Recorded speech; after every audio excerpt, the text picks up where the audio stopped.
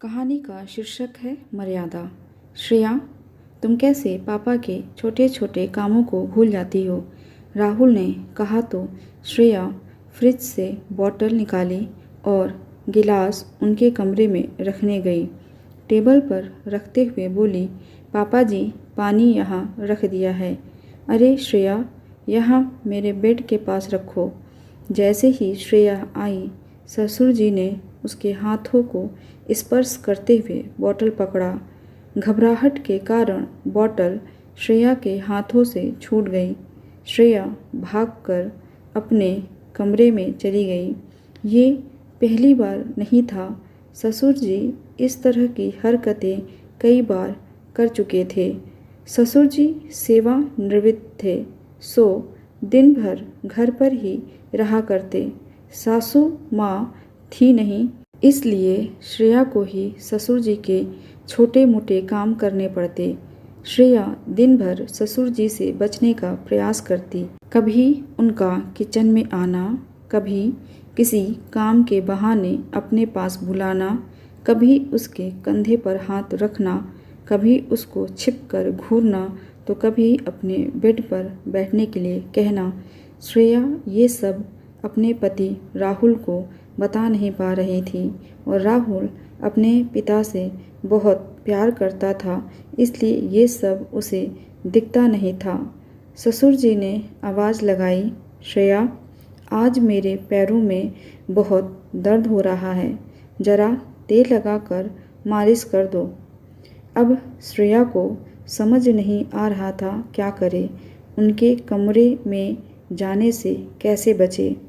राहुल भी घर पर नहीं था। श्रेया को ही जाना पड़ा। थोड़ा ऊपर मालिश करो, थोड़ा और ऊपर, ससुर जी बोलते ही जा रहे थे और श्रेया विरोध नहीं कर पा रही थी कि तभी ससुर जी ने श्रेया का हाथ पकड़ लिया और कहा, तुम कर नहीं पा रही, मैं बताता हूँ कैसे करते हैं मालिश। श्रेया का शरीर कांपने लगा। उसने जल्दी से अपना हाथ छुड़ाया। इतने में वहाँ राहुल आ गया। अच्छा हुआ बेटा तू आ गया, मैं तुझसे ही कहने वाला था कि मेरे पैरों में दर्द है, थोड़ी मालिश कर दे। हाँ हाँ पापा, क्यों नहीं, अभी करता हूँ।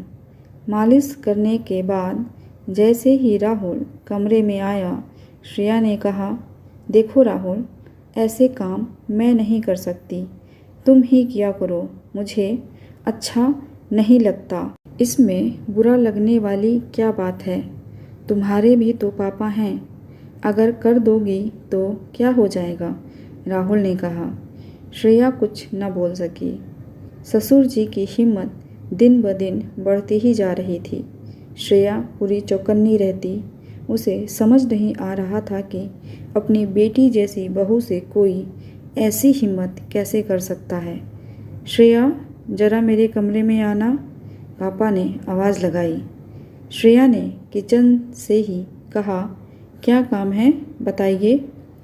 उनके कमरे में न जाने का बहाना बनाते हुए कहा, जाने दो, मैंने कर लिया, पापा ने श्रेया से कहा।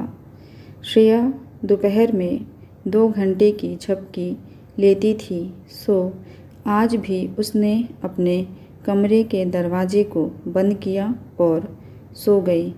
सोते हुए उसे ऐसा लगा कि कोई उसके बगल में लेटा है और उसे स्पर्श कर रहा है।